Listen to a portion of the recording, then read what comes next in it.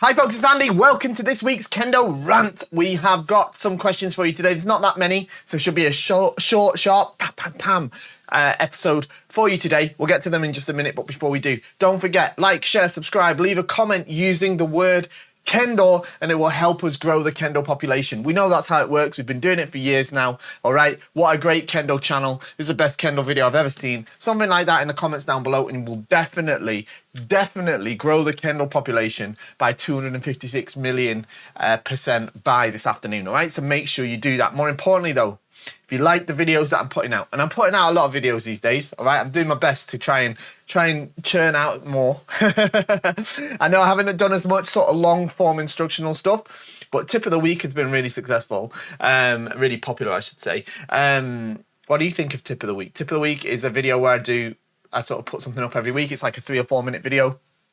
Shorter video, just giving you a tip on how you can improve your Kendo quickly.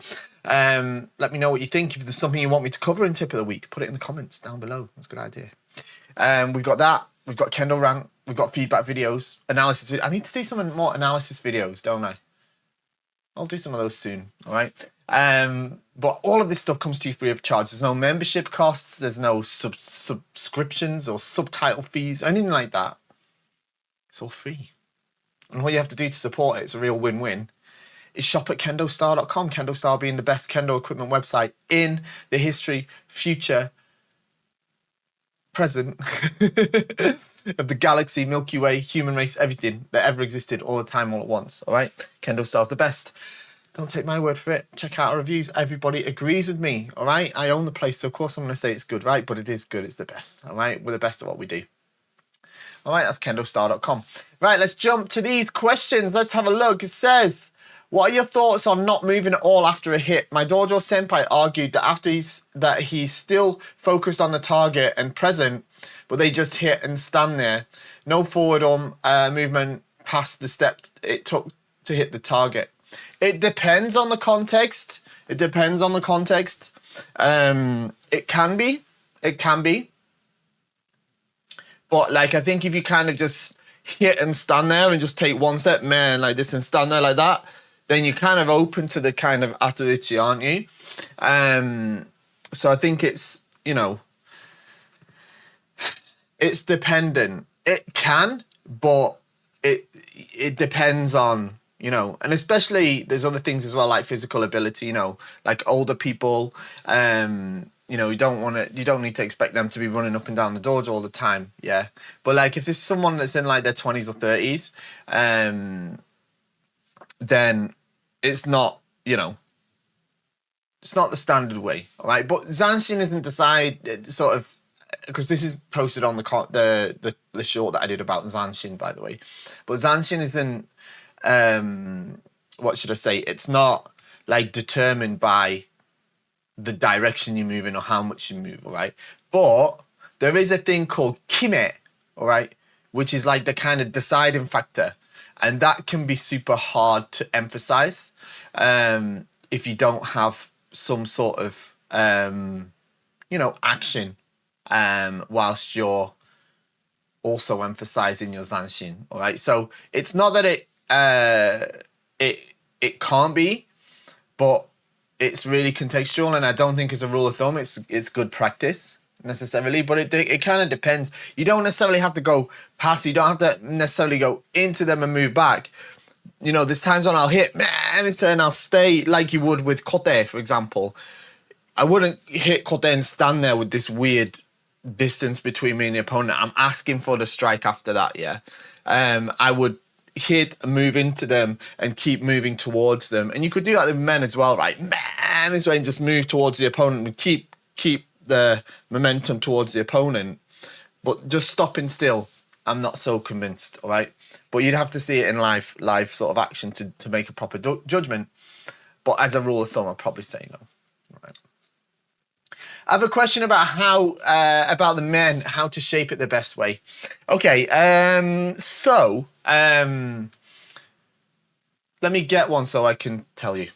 Oof. Okay, so here I am. This is This belongs to my wife, actually. Miyuki, this is her beautiful Nanohoshi designed by Tetsumen, available at KendoStar via our imported series. Absolutely fantastic, beautiful level of craftsmanship, made in Japan, of course.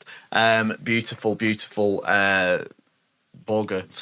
So let's have a look at the shaping of it. All right, so the shaping, okay, I'm trying to get it on the camera because I've got a reasonably small window of, you know, what I can work with. But you can see she shaped it very well, so it comes nice and down this angle, like this way, same on this side and this way as well, right? So when she's wearing it, you can see, you can get it in the right place. Can I get it in the right place? There we go, right, that. Okay, yeah, so you can see you get this nice diagonal shape here and here, yeah, on the mendare that kind of sits, like they say in Japanese, they say like Mount Fuji, like this, yeah. That's the shape that you want to go for, all right, like this, okay? Now, the way to get that shape, the way to make that shape is when you're wearing the men, all right, you tie it first. First, you have to make sure it's tied properly. So the point of when she ties this men, she's going to tie it so the knot is level with her eyes. And you can see here, yeah, you can see here, this is the monomi here, right? That's the slightly wider one. That's where her eyes line up with. And then this is where it's going to get tied, which is level with that, right? So the men ties like that. And when it's tied, we're going to shape the men that are going to pull like this on it, this way, to bring out that shape and pull it slightly forward as well. Now, you don't want to curl up too much, yeah? We're going to shape it in that direction so it's like that, all right? Okay, now, when the borg is new and it's stiff, it takes a while for that to happen, all right? But there's some things that you can do to help, all right? There's some things that you can do to help get that sort of nice shape, all right? Now, another thing that's very nice about this is particularly with the Tetsu series, the Nanohoshi series, is this line as well. See how this line is very this kind of line here. How can I show it on here? This line here from the side is very smooth. This is the correct line. It shouldn't look like this, yeah? It should have this curve here, like that, yeah? This is something that's very, very important, all right? How it looks from the side, not just from the front, all right? Because actually when you're doing kendo, when you're being judged on your kendo, whether that's shiai or grading, you're looked at mainly from the side. But anyway, so what you can do is when you're not using the men, all right? The couple of things you can do is, now I don't particularly like to tie it up with the himo and stuff like that. I know some people do, but you don't need to do it, all right? What you can do is you can make this shape with the men like this, and when you leave it to dry, for example, you leave it on like a shelf or something, this way up, yeah? And you can make this shape as it's sort of on a shelf like that, can't you? You see what I mean, right? And then another thing you can do, especially when it's new, right? Especially, so here's a secret tip. Here's a secret tip. I'll probably do a video about this at some point, right? But if you get a spray bottle, right? A spray bottle and just put some clean water in it, right? And you can wet the mendare. Spray it all over this part. Be careful not to spray it on this part, the hard part here, but just on the futon here. Get it nice and wet on both sides, all right? And then you can mold the shape like this whilst it's wet, all right? And you'll notice it will take the shape a lot easier when you do that, right? And then leave it to dry fully, yeah? And it will keep the shape much easier, all right? So it's one of the reasons why as you use the Borgamo, as you start to sweat into it, that moisture will make it a little bit more malleable. But you can speed that up by using, like I said, a spray bottle with nice clean water, and that will help you make a nice shape on the men. So like I say, what you're going for is that diagonal shape here and that curved shape here from the side. Okay, that's what we're going for. This is what you want it to kind of look like, something like this, all right? And that's going to make you a very nice shape for your men. Okay, so that's that. So there we go. Next one. When is the correct Zanshin for attacks that are moving backwards? So I assume you mean Hiki-waza, but it doesn't matter because it's the same either way, whether it's Hiki-waza or whether it's some kind of Oji-waza if you move backwards, all right? If you hit men, right, and you're going backwards, then you should go back in Jordan. Man! And then when you stop chudan, okay? You don't want to go, man, like this and then go back in chudan. You'll lose your momentum, all right? This way, okay? For hiki-gote is the same as the forward kote. Yeah, forward kote is kote this way. You bring the shinai upwards, maybe to your left a little bit and close the distance. Or if you're doing it backwards, the same thing. Kote like this. You don't need to shoulder it like this, yeah? This way, okay? Door, generally what most people do is they'll hit the door, bam, door, like that, and they'll leave the shinai at the sort of position it's in after striking the door. Bam, for maybe 3 or 4 steps, door, and then retain the kamae. All right? That's basically the correct Zanshin. But one of the most important and key things about doing the Zanshin when going backwards is you move quickly. All right? You have to move quickly. All right? Okay, next one. Dear Sensei, perhaps a separate video.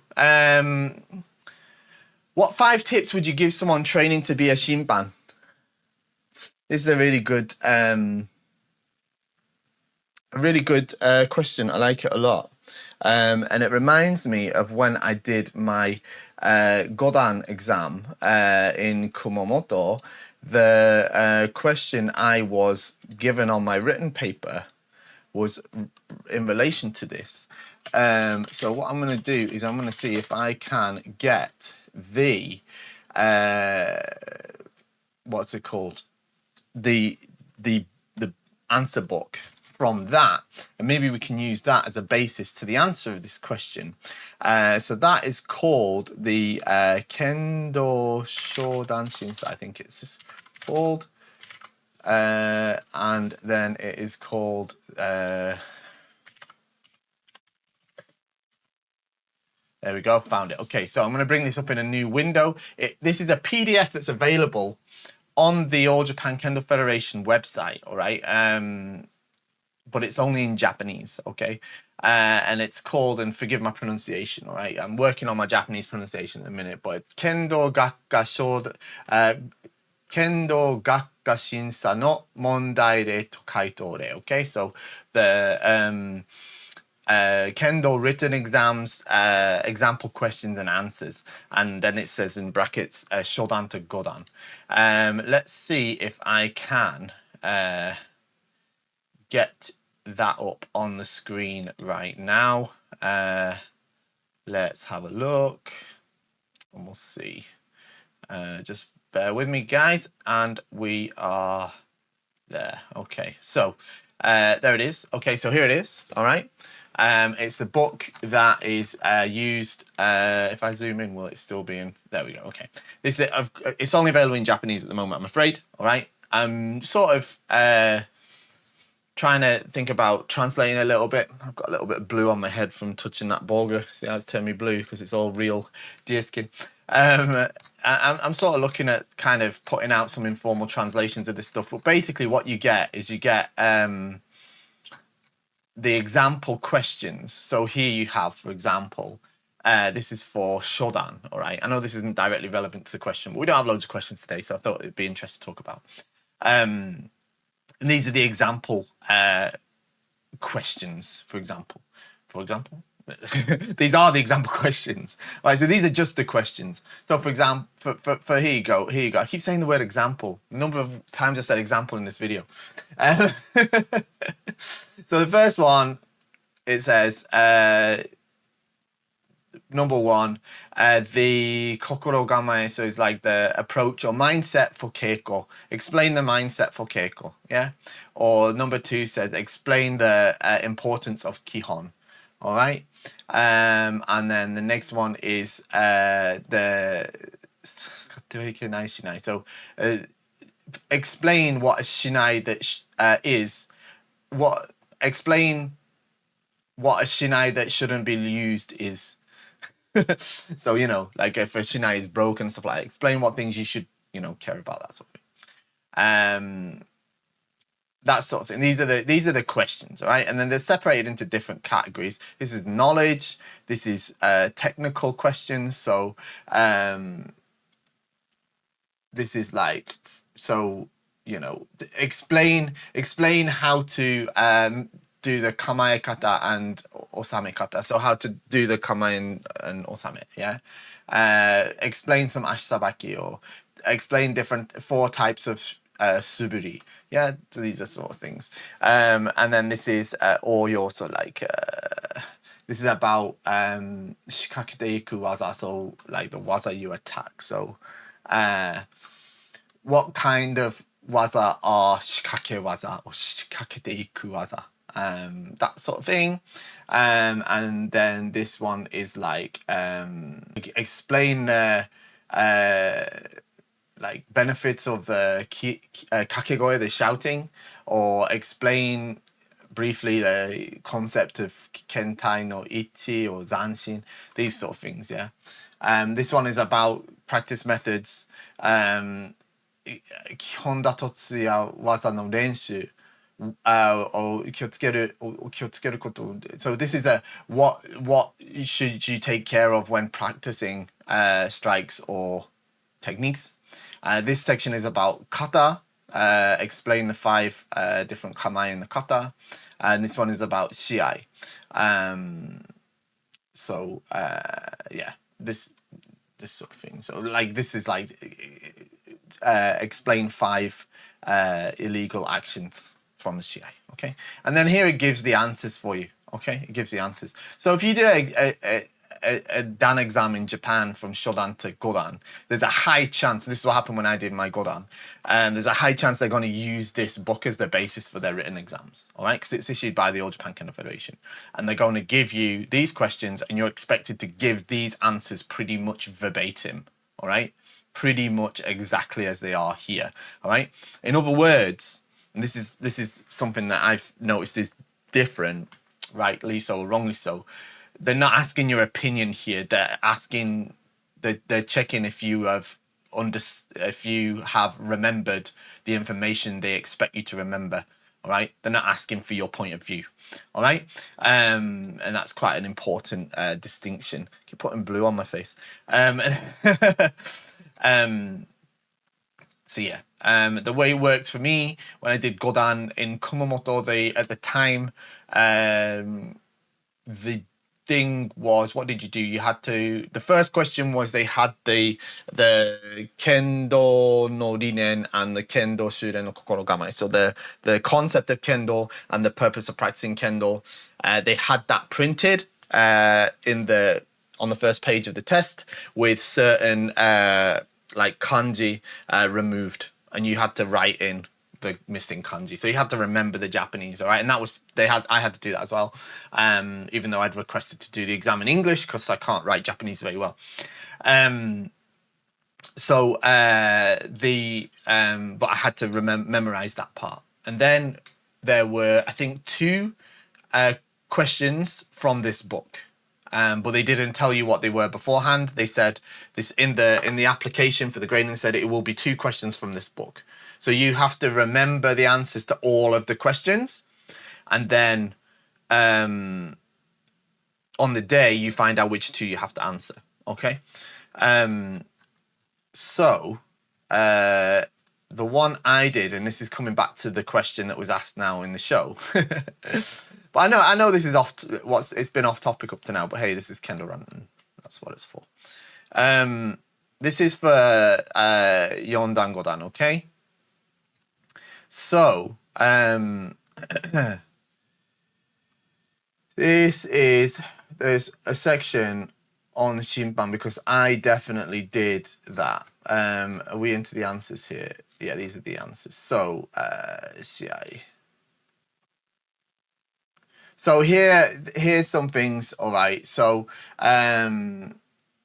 this is quite an interesting one actually, which is like describe Article 1 of the rules. So I have to remember the rules and stuff like that. And then this one is about how you should signal with the flags, and then this one is about what you should have in mind, and I think that's the one that's relevant and the one that I had to do. So let's have a look, and hopefully I can still read this stuff. My sort of Japanese reading and writing ability is pretty low, but we'll see. So here it is. Okay, here it is. So So it was this one, yeah? So here's the things that you have to, as far as the Zen Kenden are concerned, have to bear in mind as a Shinpan, all right? So I think it's a good starting point for your question, which is what 5 tips would you give to somebody who's, was it 5 tips you asked for? 5, yeah, ask for training to be a Shinpan. Okay, so the first is I would read this. It's free to access online. And I would,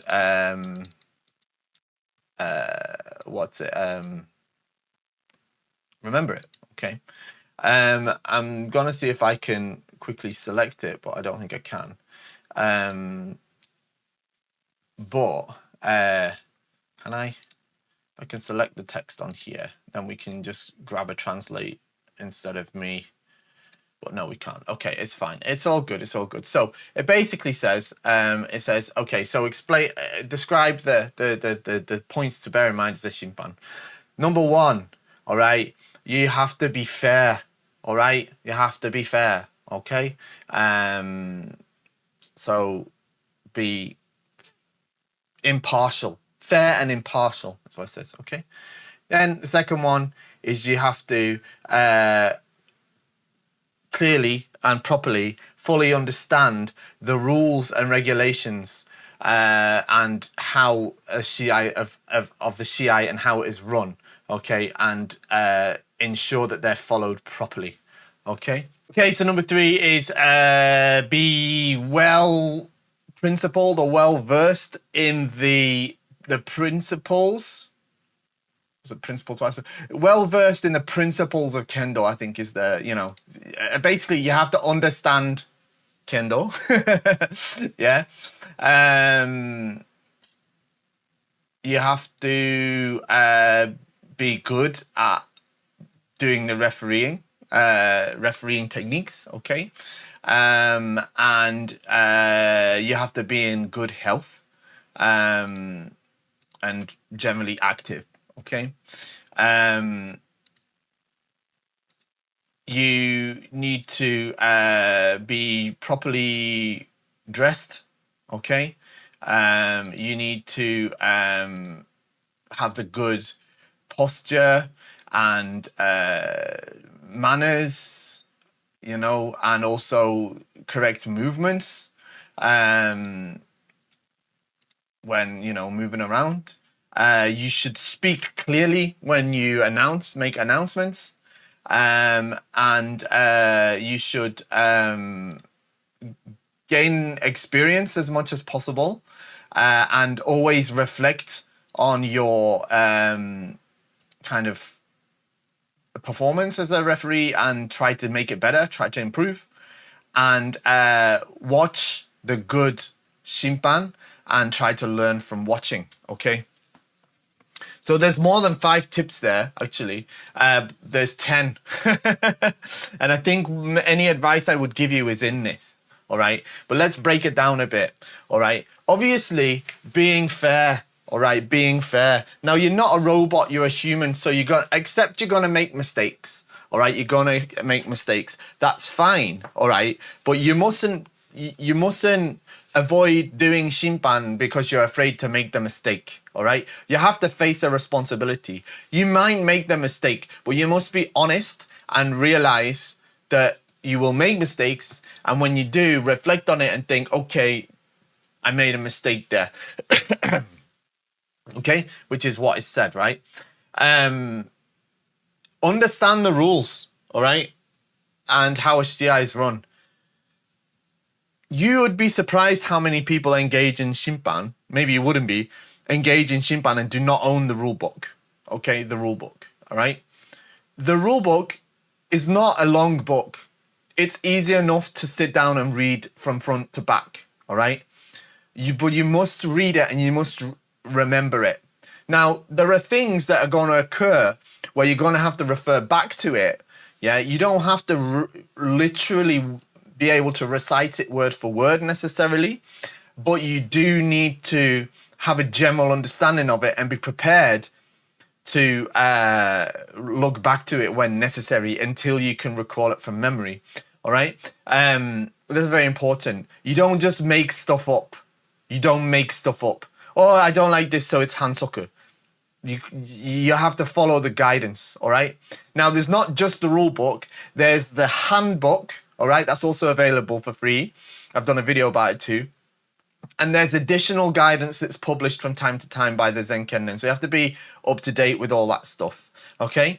But you must be clear on those. You can't just not care about that sort of stuff and just have a go. Yeah, you have to do it on the back of that, okay? 3, and this is an important one, you have to have an understanding of Kendo, right? What that means is, and this is often described as, and I really think it is accurate, you have to be actively practicing Kendo. And I think that extends to not just turning up at the dojo and just having a bash. It means actively,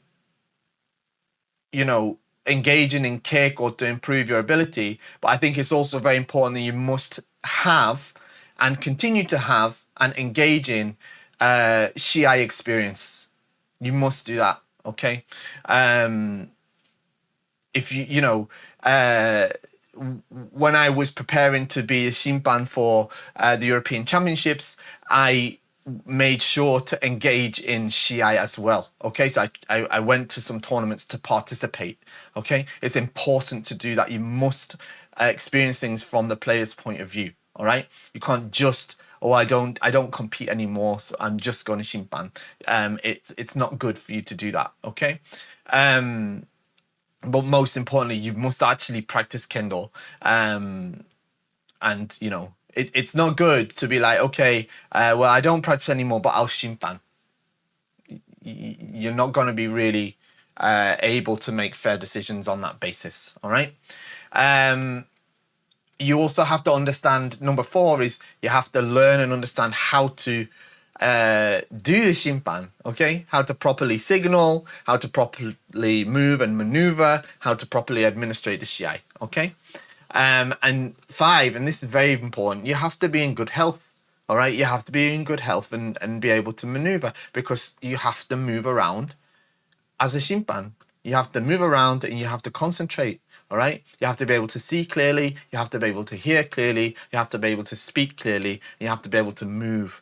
I wouldn't necessarily say, you don't have to be able to necessarily move super quickly, but you have to be able to move fluidly, and you have to be able to make accurate decisions quickly, okay? So yeah, that's very important. And then you have to be able to, you have to wear the correct uniform. It's detailed in the rules. You have to carry yourself in the correct manner. You should have the good posture. You should have the good mannerisms, and you should move correctly.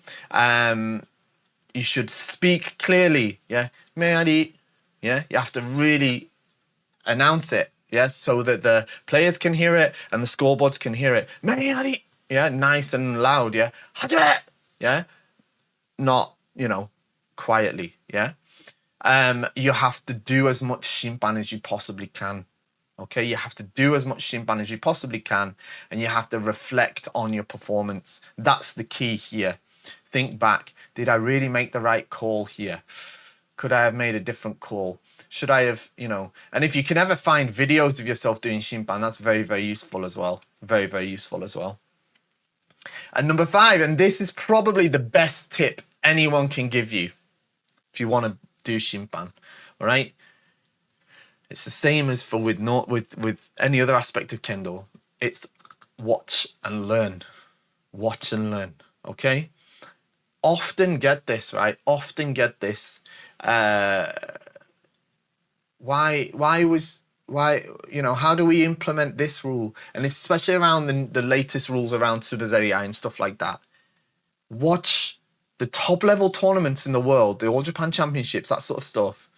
Watch those and watch how those shiai are managed. Okay? How are those rules interpreted and applied in those matches? And that is how they should be applied. Okay? Watch and learn. Okay? Not only for the interpretation of things like that, but how those Shinpan move, what calls they make, what points are they calling as ippon and which ones are they not calling as ippon. That is a massive thing, all right?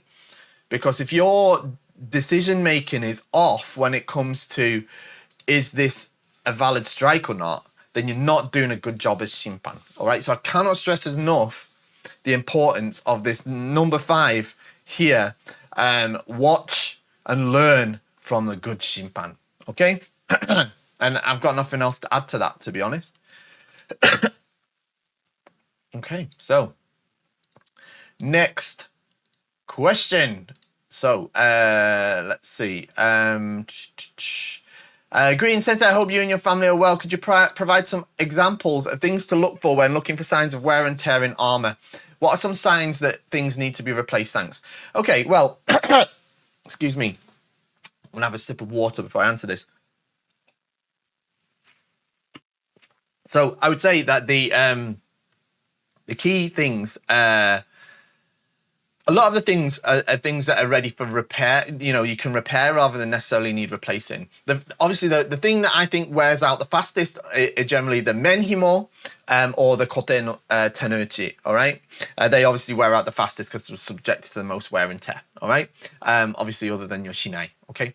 But we're talking about armor, all right? So once your menhimo start to get thin and frayed and stuff like that, you need to start thinking about a replacement. All right, don't wait for them to break. Sometimes it's, you know, you don't notice necessarily, and it happens to all of us. All right, but try to, you know, you should keep a spare with you, and then you know, replace them if possible before that happens. Holes in the tenuchi, small ones, especially around the thumbs, you can generally leave. They're generally all right. It's, you know, they'll be small, but they generally won't get much bigger than a sort of P. Or you know, that sort of thing. But once they start to tear and start to properly rip, you need to look at getting them replaced. But it depends on obviously it depends on the kote that you're using, because replacing the tenuchi of a kote is quite a laborious task. It's not super easy. So sometimes it's cheaper to just replace the kote. But that's your judgment.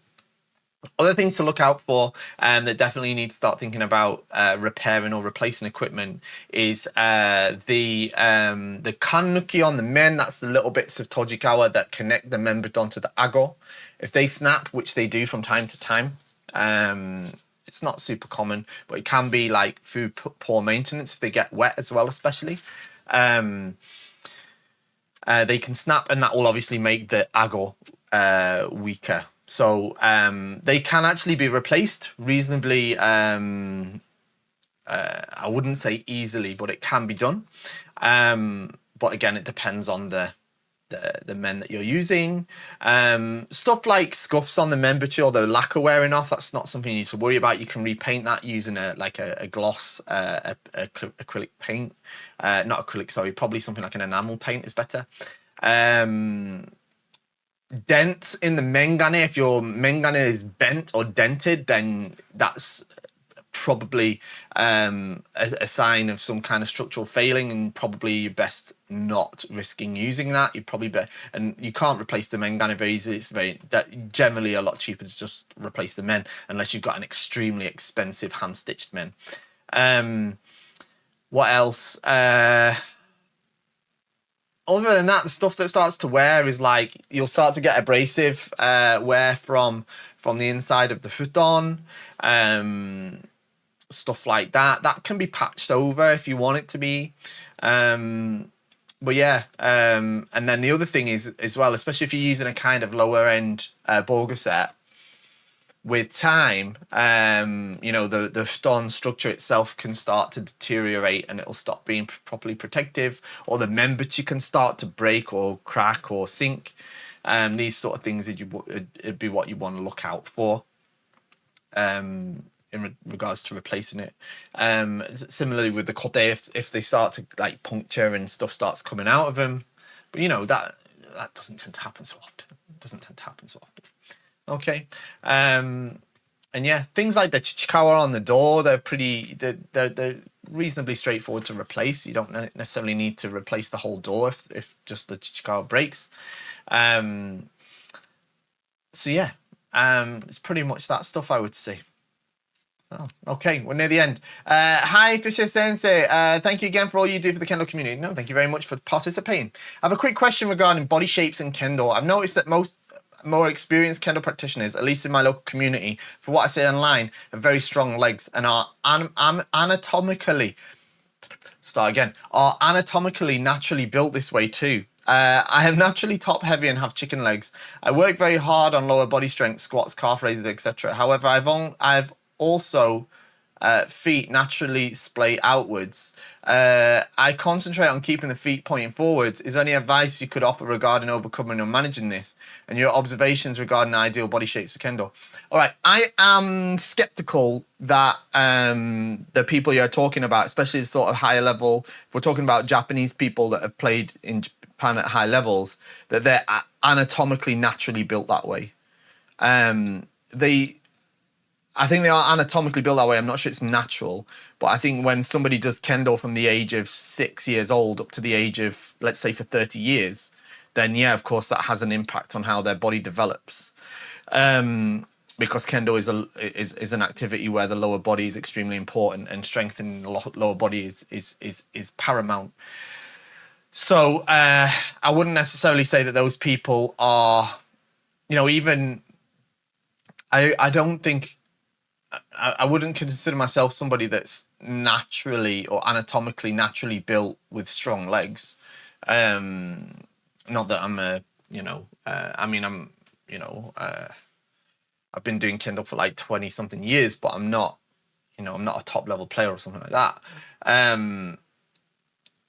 But yeah, I've developed lower leg strength through practicing Kendo over a couple of decades and through my own efforts in the gym as well, right?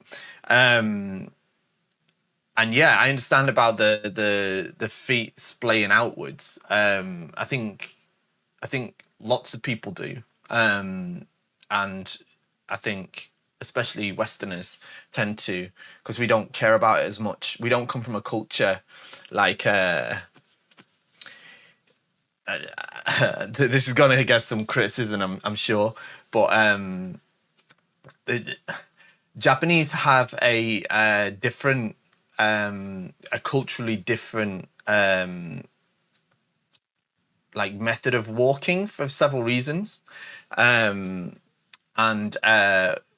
if you look at and I'm not saying that all Japanese people participate or practice that method of walking, especially not in the modern day, but historically there are kind of methods of walking that are, I'm not going to say unique because it's not unique, but are prevalent in Japanese culture that don't necessarily exist as predominantly in Western culture. And this is from things like, if you look at something like kabuki or theatre like that, the way in which the actors walk is very defined. If you look at other budo such as kyudo, I'm sure iaido is the same, but I don't know. But the method of walking and the way in carrying your weight is defined, and it's a little bit different to just your average way of walking down the street, which is something that in the West we generally don't give much thought to. All right. If you think about traditional Japanese clothing, the kimono is not particularly, when worn properly,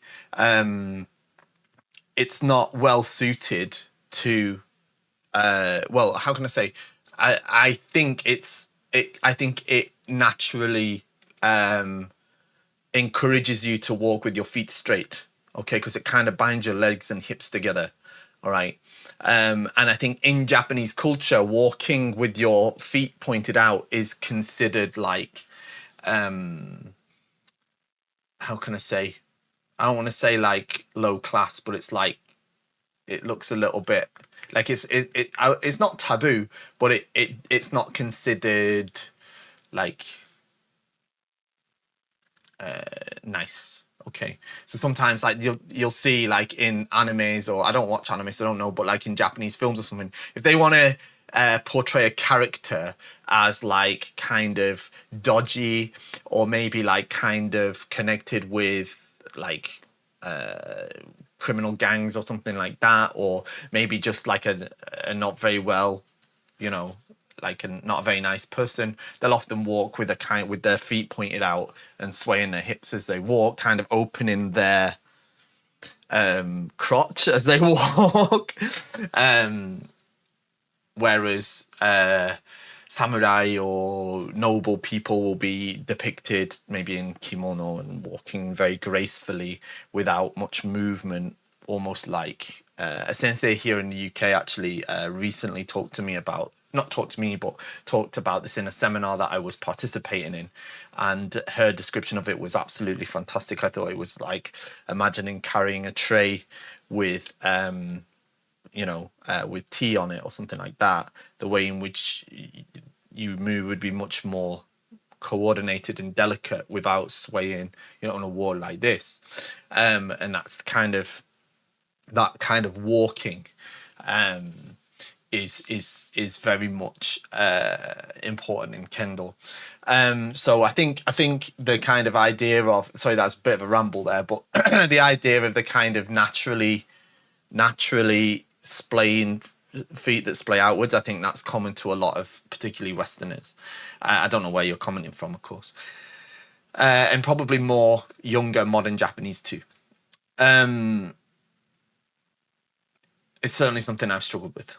Okay. Something that my wife is often warning me about.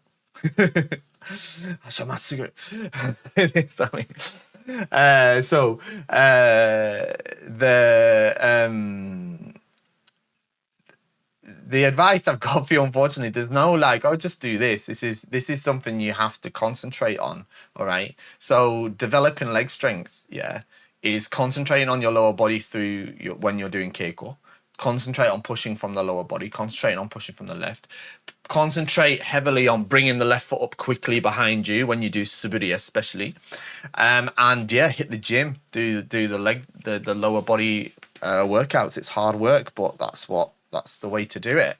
In terms of keeping the feet pointing forwards, you just have to concentrate on it. You just have to concentrate on it and video yourself if you can and check if you managed to do it when you thought you did. All right, it's hard, but you have to kind of push that habit onto yourself. All right, it's not easy, unfortunately. Okay. Last one, I'd be interested to see a shiai between future Andy and past Andy, with the Shinpan being current Andy. Well, it depends how far in the future we're going. If we're going 20 years into the future, then I don't hold much hope for future Andy. And it depends how far in the past we're going as well, right? But for example, I get asked this quite a lot, right? But I feel like if I had to do the shiai against myself from, let's say, of course, I've seen old videos of myself doing shiai. Some of them are out there on the internet, and I cringe every time because that's not the Kendo I do anymore. But I'll see videos of myself from whatever number of years ago, and I just think what was I doing? And I believe I wouldn't be much hard work for myself these days, right? I think I could easily win against somebody so unskilled. Well, of course, that's what I think now. Maybe I'd be wrong. Maybe I'd lose. But yeah, it's an interesting concept. But I feel like I'm not as fast as I used to be. Of course, I watched some videos of me when I was 22, 23, maybe Shodan, Nidan, Sandan level stuff when I was in my first WKC and stuff like that. I think I was 22 or something when I was in that first time. And my Kendo is awful, terrible Kendo, but I was blooming fast. I was like, wow, crikey, actually I was pretty fast. Shame that I couldn't pull it together into good technique. So yeah, I envy the speed that I used to have, but it's not all about speed. In fact, speed's important, but it's not the be all and end all. And I think that I'm still quick enough to be able to handle the speed of old Andy, and I have the experience to deal with it without much of an issue, to be honest. But never know. It's hard to deal with like random stuff, and I was pretty random back in the day. Fun thing to think about. And there we go. We're at the end of the show, folks. Thank you very much for joining me today. Don't forget to like, share, subscribe, leave a comment using the word Kendo, and most importantly, shop at KendoStar.com. See you next time. Bye-bye.